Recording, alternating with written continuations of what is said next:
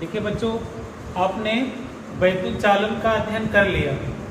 अब इस चैप्टर इसमें हम आपको वैद्युत चालन से रिलेटेड कुछ आंकिक प्रश्न को हल करेंगे।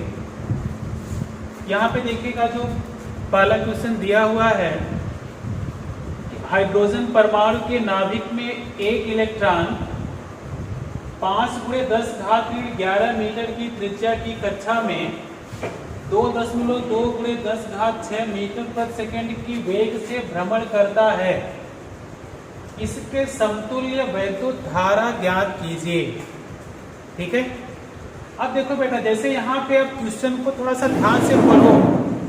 जैसे दिया हुआ है हाइड्रोजन परमाणु के नाभिक एक इलेक्ट्रॉन। अगर हाइड्रोजन परमाणु है तो यहाँ पे आपको एक बात याद रखनी होगी कि हाइड्रोजन परमाणु में एक ही इलेक्ट्रॉन है, यानी कि नंबर ऑफ इलेक्ट्रॉन्स कितने हुए? 1। ठीक है, अब यहाँ पे जैसे अगर हम इस पहले क्वेश्चन को हल करें तो एक ही इलेक्ट्रॉन है, तो उस पे चार्ज कितना हुआ?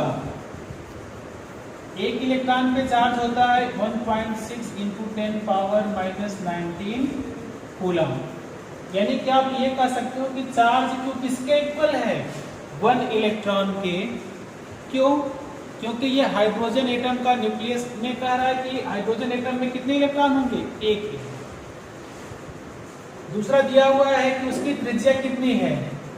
रेडियस गिवन है 5 × 10⁻11 मीटर। थर्ड गिवन है उसकी स्पीड कितनी है? v = 2.2 × 10⁻6 मीटर पर सेकंड। अब यहाँ पे जो आपने इसके पहले पढ़ा हुआ है, करंट के लिए बस फार्मूला क्या है? I = Q/T। यहां से I = Q/T आपको चाहिए, Q की वैल्यू चाहिए और T की वैल्यू चाहिए। Q = 1A, यानी कि एक इलेक्ट्रॉन पे कितना चार्ज है वो आपको पता है। ठीक है, अब प्रॉब्लम आती है आपको T की वैल्यू कैसे आप फाइंड करोगे। तो जो टाइम पीरियड है, अगर कोई इलेक्ट्रॉन जो न्यूक्लियस ये सर्कुलर ऑर्बिट में मूव कर रहा है, तो अगर इसका टाइम पीरियड कितना होगा? अगर इसका रेडियस है r और ये v वेलोसिटी से मूव कर रहा है, तो इसका जो टाइम पीरियड होगा t, ये किसके इक्वल हो जाएगा? आपको पता है कि टाइम किसके इक्वल होता है? डिस्टेंस अपॉन स्पीड, यानी कि दूरी बटे इसकी जो चाल है। तो ये डिस्टेंस कितना कवर्ड करेगा एक चक्कर में? इसकी सरकमफेरेंस के बराबर होगा। तो यहाँ पे हम लिख सकते हैं कि दूरी कितनी होगी? जो इसकी सरकमफेरेंस है, और वो है कितनी? 2πr, और चाल इसकी कितनी है? v। अब यहाँ पे I = Q/T है। Q के प्लेस पे आप लिख सकते हो 1T, और T के प्लेस पे 2πr/v। अब यहां से v अगर ऊपर चला जाएगा तो क्या हो जाएगा? EV/2πr। सब की वैल्यू पुट अप कर दीजिए। E की वैल्यू गिवन है, ये है 1.6 × 10⁻−19। v की वैल्यू है 2.2 × 10⁻6। पाई की वैल्यू है 22/7, और r की वैल्यू गिवन है 5 × 10⁻−11। अब इसी को सॉल्व कर लीजिए। अब इसको नेक्स्ट टाइम में अगर सॉल्व करें तो ये हो जाएगा, देखिए ये 2.2 है, ये 22 है। यहां से अगर इसको आप कैंसिल करते हैं तो ये 0.1 यहां बचेगा, 22 2.2 यहां क्या बचेगा? 0.1। ये 10⁻6 है, अगर आप इसको सिंप्लीफाई करें तो इसको आप लिख सकते हो सिर्फ 0.1 इंटू 10 पावर 6, या ये हो जाएगा 10 पावर 5। तो 1.6 इंटू 10 पावर -19 इंटू 10 पावर 5, तो -19 प्लस 5 10 पावर -14, तो ये हो जाएगा आपका 1.6 इंटू 10 पावर -14। और यहाँ पे देखिए 5 में 2 से मल्टीप्लाई करोगे 10 अपॉन 10/7 इंटू 10 पावर -11। यहां से अब देखिए एक सेकेंड, -19 ये -14 होगा।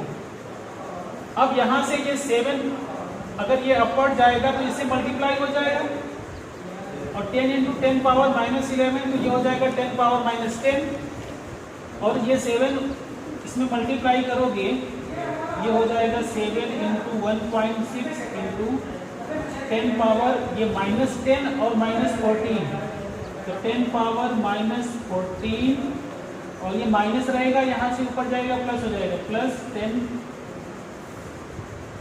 तो ये हो जाएगा 11.2 इंटू 10 पावर -4 एम्पियर।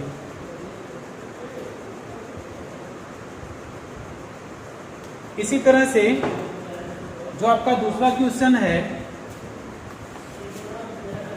किसी सुचालक में 1 एम्पियर की धारा प्रवाहित हो रही है, इसके किसी बिंदु से प्रति सेकंड गुजरने वाले इलेक्ट्रॉनों की संख्या।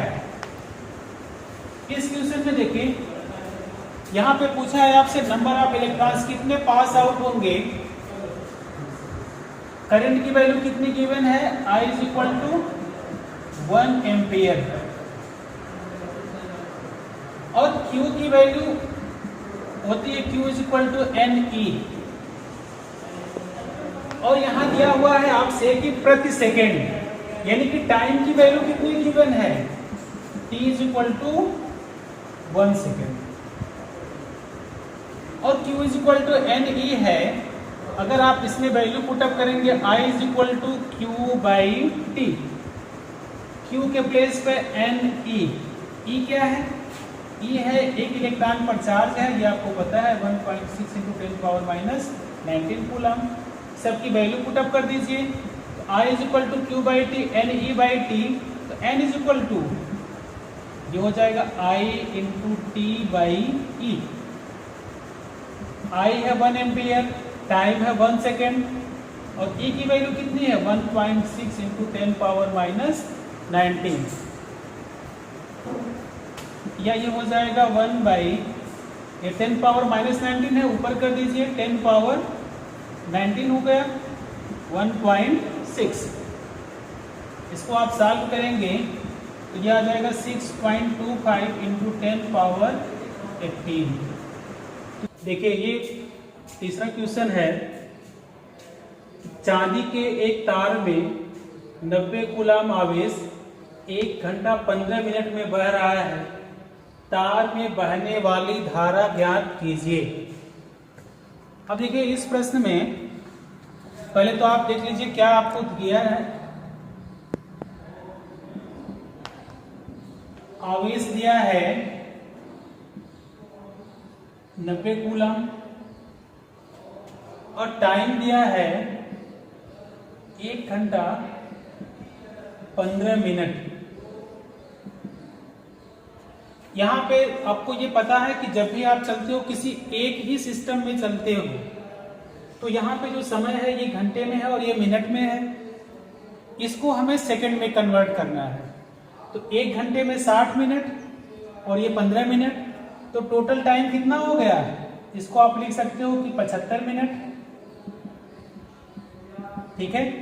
और एमकेएस सिस्टम में अगर आप हल कर रहे हैं तो मिनट को भी किस में कन्वर्ट कर लीजिए, सेकंड में। 1 मिनट में 60 सेकंड होता है, तो 75 मिनट में, तो आप इसको लिख सकते हो 75 × 60 सेकंड, मल्टीप्लाई कर लीजिएगा, ठीक है। अब देखिए क्वेश्चन में आपसे पूछा है तार में बहने वाली धारा ज्ञात कीजिए। तो धारा I बराबर किसके हो जाएगा, I is equal to Q by T. तो Q कितना है, Q दिया है 90 कूलम और समय कितना हो गया 75 × 60 सेकंड। ये 0 से 0 कैंसिल हो जाएगा, 3 से इसको कैंसिल कर दीजिए, ये 2 और ये 3 से अगर आप इसको कैंसिल कर दें तो ये हो जाएगा 25, यहाँ बच जाएगा 1/50 एम्पियर, या आप इसको ले सकते हो 0.02 एम्पियर। आपका जो नेक्स्ट क्वेश्चन है, ये बिंदु A से B की ओर 10⁻16 इलेक्ट्रॉन 10⁻³ सेकेंड में प्रवाहित होते हैं, कितनी विद्युत धारा किस दिशा में प्रवाहित होगी। अब देखिए, इसके पहले ही आपने थ्योरी में पढ़ा हुआ है कि वैद्युत धारा की जो दिशा होती है वो धन आवेश की गति की दिशा में और ऋण आवेश की गति की दिशा के विपरीत होती है। तो ये आप याद रखिएगा कि यहाँ पे इलेक्ट्रॉन है, तो ये कंफर्म है कि अगर ये A से B की ओर इलेक्ट्रॉन मूव कर रहा है तो धारा की दिशा कहाँ हो जाएगी, B से A की ओर। और अगर ये धन आवेश होता तो अगर हम इलेक्ट्रॉन की जगह पे क्वेश्चन में प्रोटॉन दे दे तो प्रोटॉन पे धन आवेश है, तो वैद्युत धारा की दिशा कहाँ होगी, तब A से B की ओर होगी। ठीक है, अब इसको सॉल्व करिए कि धारा का जो मान होगा वो कितना होगा। यहाँ पे देखिए कितने इलेक्ट्रॉन हैं, 10⁻16, तो number of electrons n is equal to 10⁻16। Time कितना गिवन है, 10⁻³ सेकेंड। और फिर यहाँ पे देखिए, अगर आपको धारा की वैल्यू फाइंड करनी है तो I इज इक्वल टू होता है Q बाई टी। आपको Q की वैल्यू चाहिए, तो Q की वैल्यू आपको कैसे मिलेगी, Q इज इक्वल टू क्या होता है, Ne बाई टी। E क्या है, ये एक इलेक्ट्रॉन पर आवेश होता है 1.6 × 10⁻19 कूलम। तो I किसके इक्वल हो गया, I is equal to Ne by T.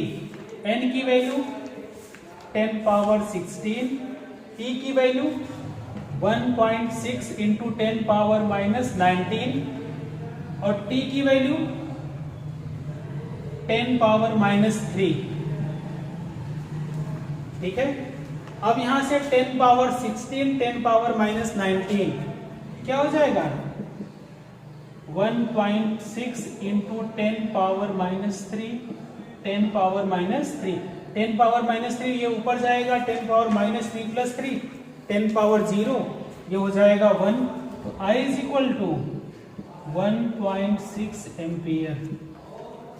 Question है, एक तांबे के तार का अनुप्रस्थ परिच्छेद 1 मिलीमीटर स्क्वायर है, इसमें 0.21 एम्पियर की धारा प्रवाहित होती है। ज्ञात कीजिए, पहला है तार में धारा घनत्व और दूसरा है मुक्त इलेक्ट्रॉन का अनुगमन वेग। ठीक है, अब देखिए यहाँ पे पहले क्या गिवन है, गिवन है आपको कि अनुप्रस्थ परिच्छेद का क्षेत्रफल A कितना दिया है, 1.0 मिलीमीटर स्क्वायर। दूसरा आपका है करंट, करंट I कितना है, 0.21 एम्पियर। ठीक है, अब देखिए पहले में पूछ रहा है धारा घनत्व, तो आपको ये पता है कि धारा घनत्व J बराबर होता है I बाई A, यानी कि current I divided by area. यहां पे जो एरिया है वो मिलीमीटर स्क्वायर में है, मिलीमीटर स्क्वायर को आप किसमें कन्वर्ट कर लीजिए, मीटर स्क्वायर में। तो 0.1 मिलीमीटर स्क्वायर है, आप डायरेक्टली भी लिख सकते हो कि मिलीमीटर स्क्वायर को मीटर स्क्वायर में कन्वर्ट करने के लिए 10 पावर माइनस 6 से मल्टीप्लाई करते हैं। ठीक है, तो यहां पे आप इसको लिख सकते हो, ये हो जाएगा 1.0 into 10 power minus 6 metre square. तो धारा घनत्व J किसके बराबर हो जाएगा? I by A. I की वैल्यू कितनी है? यहां से ये हो जाएगा 0.21 divided by 1 into 10 power minus 6। यहां से देखिए ये 10 पावर माइनस 6 है, अगर ये ऊपर जाएगा तो ये हो जाएगा 0.21 इंटू 10 पावर 6। अक्सर हम आंसर को 1 डिजिट के बाद लिखते हैं, डेसिमल लगाते हैं। इसी को आप लिख सकते हो J is equal to 2.1 into 10 power 5 ampere per metre square. अब जो आपका नेक्स्ट पार्ट है, पूछा है कि तार मुक्त इलेक्ट्रॉनों का अनुगमन वेग। आपने वैद्युत धारा और अनुगमन वेग में संबंध पढ़ा हुआ है। वैद्युत धारा और अनुगमन वेग में क्या संबंध होता है? I is equal to N E A V T। यहां पे N क्या है? Number of free electrons per unit volume. A area है, वो आपको गिवन ही है, I की वैल्यू पता ही है। ये आपका है, यही ड्रिफ्ट, यही अनुगमन वेग है। तो अनुगमन वेग VD किसके इक्वल हो गया? I बाई एन ई ए।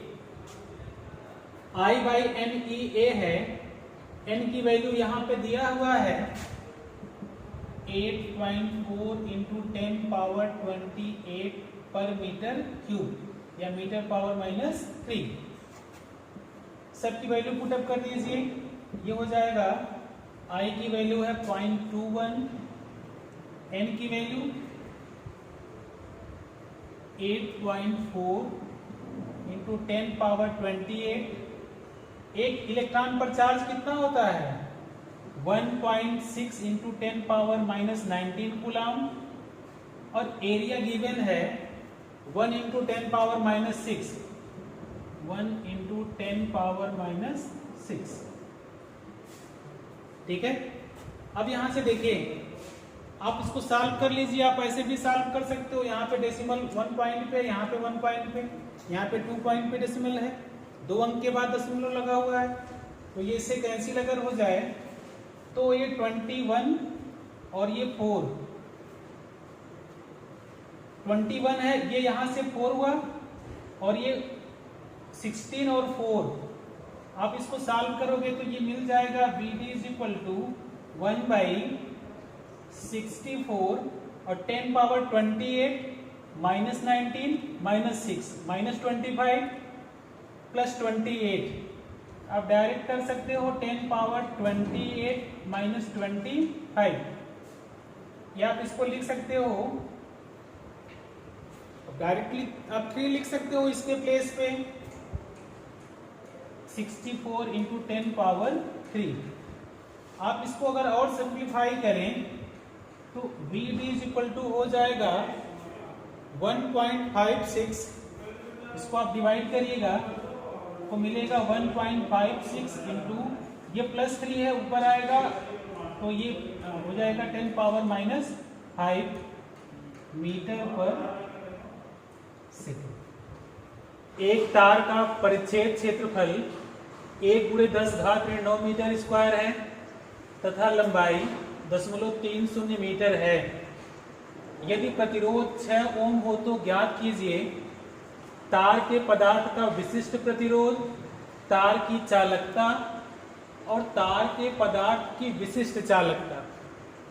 ठीक है, अब यहां देखिए, पहले इसमें क्या गिवन है उसको लिख लेते हैं।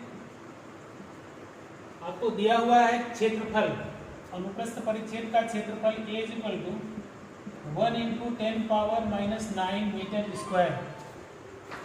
वायर की लंबाई कितनी गिवन है? 0.30 मीटर। और उस चालकदार का जो प्रतिरोध है वो दिया है 6 ओम। ठीक है। अब यहाँ पे आपको निकालना है पहले तार के पदार्थ का विशिष्ट प्रतिरोध। आपने ये पढ़ा हुआ है कि R इज इक्वल टू होता है रो इंटू एल बाई ए। यहाँ R प्रतिरोध है, रो विशिष्ट प्रतिरोध है, L चालक तार की लंबाई है और A अनुप्रस्थ परिच्छेद का क्षेत्रफल। तो यहाँ से रो किसके इक्वल हो जाएगा, R into A by L. अब यहां से सबकी वैल्यू पुटअप कर दीजिए। R की वैल्यू कितनी है 6 ओम, A की वैल्यू 1 इंटू 10 पावर माइनस 9 और L की वैल्यू 0.30। ठीक है, आप इसको सॉल्व कर लीजिए। ये हो जाएगा 6 into 10 power minus 9 divided by 0.3। आप इसको 60/3 लिख सकते हैं। तो ये हो जाएगा 20 इंटू 10 पावर माइनस 9। ये 0.30 है। अगर आप 10 से मल्टीप्लाई करें तो यहाँ से डेसिमल वैनिश हो जाएगा। तब ये आप इसको लिख सकते हो इजी स्टेप्स में, 10 से मल्टीप्लाई करके भी कर सकते हो, डायरेक्टली भी कर सकते हो। तो आप इसको लिख सकते हो 60/3 इंटू 10 पावर माइनस 9। तो ये 20 हो जाएगा। 20 है एक, तो आप इसको लिख सकते हो 20 इंटू 10 पावर माइनस 9 या 2 इंटू 10 पावर माइनस 8। विशिष्ट प्रतिरोध की यूनिट क्या होती है, ओम मीटर। ठीक है। अब जो आपका नेक्स्ट है तार की चालकता। आपने ये थ्योरी में पढ़ा हुआ है कि जो प्रतिरोध का व्युत्क्रम है वो उसकी चालकता कहलाती है। प्रतिरोध का व्युत्क्रम उसकी चालकता हुई। तो यहां से क्वेश्चन में दिया हुआ है प्रतिरोध इसका है 6 ओम। तो चालकता जो है,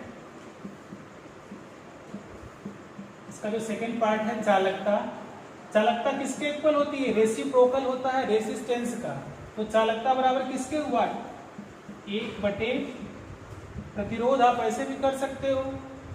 तो चालकता किसके बराबर हो जाएगी, 1/6। और ये 1/6 है। प्रतिरोध का मात्रक ओम होता है, तो चालकता का मात्रक ओम का उल्टा आप इसको ओम इनवर्स, या इसको आप लिख सकते हैं 1/6 MHO। देखिए प्रतिरोध का मात्रक हम लिखते हैं ओम और चालकता का मात्रक इसका इन्वर्ट कर देते हैं। ओम के स्थान पे क्या लिख देते हैं, MHO। इसको हम पढ़ते हैं मो। ठीक है। तो चालकता इसकी कितनी हो गई, 1/6 मो। तीसरा आपका है तार के पदार्थ का विशिष्ट प्रतिरोध।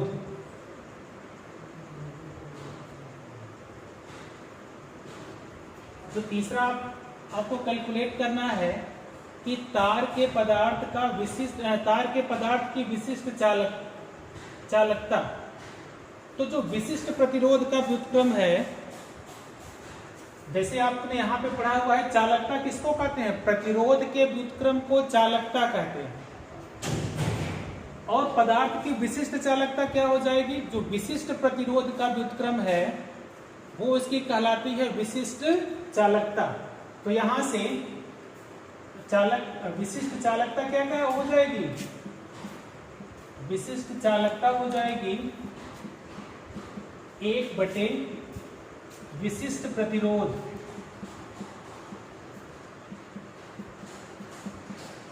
विशिष्ट प्रतिरोध की वैल्यू है 2 इंटू 10 पावर माइनस 8।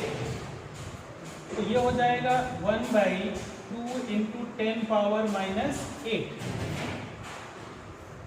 या इसको आप लिख सकते हो 10 पावर माइनस 8 ऊपर जाएगा, तो ये हो जाएगा 10 पावर 8/2। या ये हो जाएगा, आप इसको लिख सकते हो 10 इंटू 10 पावर 7 डिवाइडेड बाई 2। ये हो जाएगा 5 इंटू 10 पावर 7। यहाँ पे जैसे वहां पे हमने आपको बताया कि चालकता को हम लिखते हैं ओम इनवर्स, तो विशिष्ट प्रतिरोध का मात्रक होता है ओम मीटर। तो यहाँ पे आप इसको ऐसे भी लिख सकते हो ओम मीटर का इनवर्स। ठीक है। अब आपका जो नेक्स्ट क्वेश्चन है ये है कार्बन के एक गुटके का आकार 2 centimetre into 2 centimetre into 50 centimetre है। यदि कार्बन का विशिष्ट प्रतिरोध 3.5 × 10⁻³ ओम सेंटीमीटर हो तो गुटके के वर्गाकार सिरों के बीच और आयताकार विपरीत फलकों के बीच प्रतिरोध की गणना कीजिए। अब यहां पे देखिए, ये प्रश्न थोड़ा सा पहले इसको आप फिगर से समझिए। जैसे जहां पे भी आपको किसी भी ऑब्जेक्ट की साइज दी जाए, जैसे ये है 2 centimetre into 2 centimetre into 50 centimetre, जैसे ये आपका डस्टर है, ठीक है, यहाँ पे ये इसकी लेंथ हो गई, ये इसका स्क्वायर शेप है, तो हम कहेंगे इसकी लेंथ, ये ब्रेड्थ और हाइट दोनों कितनी हो गई 2 सेंटीमीटर, और इसकी जो ये लेंथ है ये 50 सेंटीमीटर है। तो ये आपका एक वायर हुआ। इसमें दो कंडीशन में आपसे प्रतिरोध पूछेगा। एक तो कहेगा कि वर्गाकार सिरों के बीच, यानी कि ये हमारा वायर हो गया तो इस तरह का, ठीक है। जैसे पूछ रहा है पहला, वर्गाकार सिरों के बीच विशिष्ट प्रतिरोध की दिया हुआ है और आपको क्या निकालना है, प्रतिरोध की गणना करनी है। तो एक बार हम क्या करेंगे, इसकी लंबाई ये हो गई 50 सेंटीमीटर, जब हम वर्गाकार सिरों के बीच निकालेंगे, जैसे यहाँ पे आप फिगर से ऐसे समझिए कि सपोज करिए कि ये इस तरह का आपका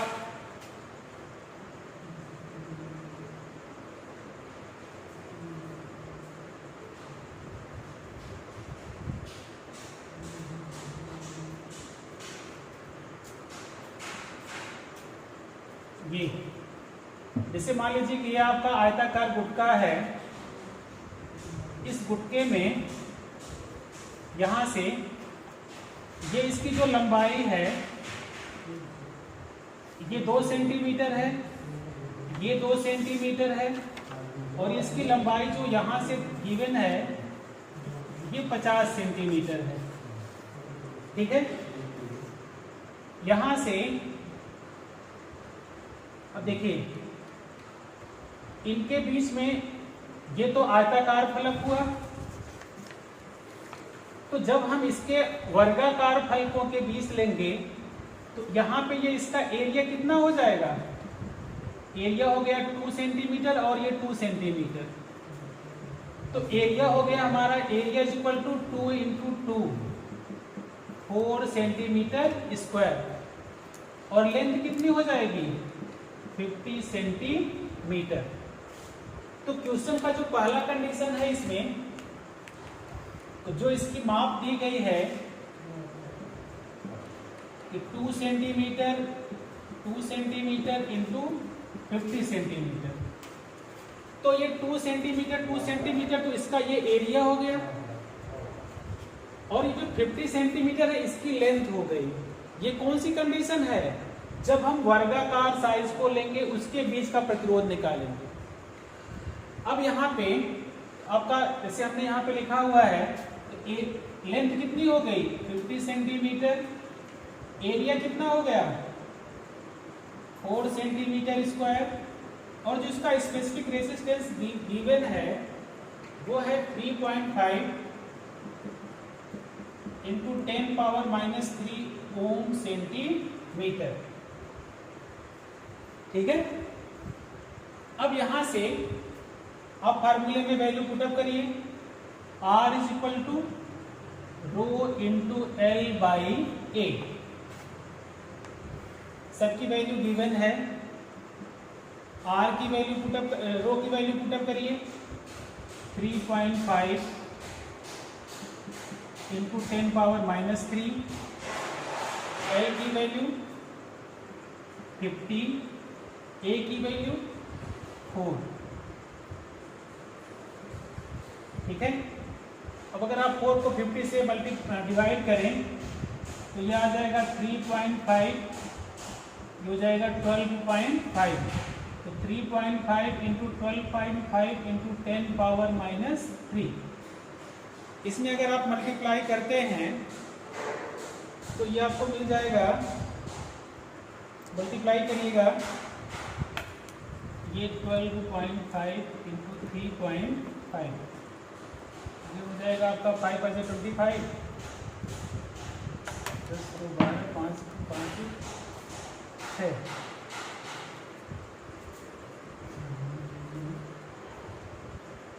ये आपका हो जाएगा 5 और ये 5 2 7 3 4, 43.75। ये हो गया आपका 43.75 इंटू 10 पावर माइनस 3, या आप इसी को लिख सकते हो 4.37 इंटू 10 पावर माइनस 2 ओम। यानी कि जब आप इसके वर्गाकार सिरों के बीच, ये जो इसके वर्गाकार सिरा इसका ये वाला है, ये सिरा है, जब आप इसके बीच का निकालेंगे तो आपको एरिया कितना मिलेगा, प्रतिरोध कितना मिलेगा, 4.37 गुणे 10 की घात ऋण 2 ओम। अब देखिए, जो इस क्वेश्चन में आपका दूसरा पार्ट इसका है कि आयताकार विपरीत फलकों के बीच प्रतिरोध की गणना। अब देखिए यहाँ पे क्या चेंज होता है। मान लीजिए कि उस समय जो आपका, अब देखिए पहली कंडीशन में तो ये इसका स्क्वायर शेप के बीच में था, तो ये इसकी लेंथ हो गई। जब दोबारा आप इस एरिया को लेंगे, ये जो इसकी लंबाई है, ये आयताकार फलक को जब आप लेंगे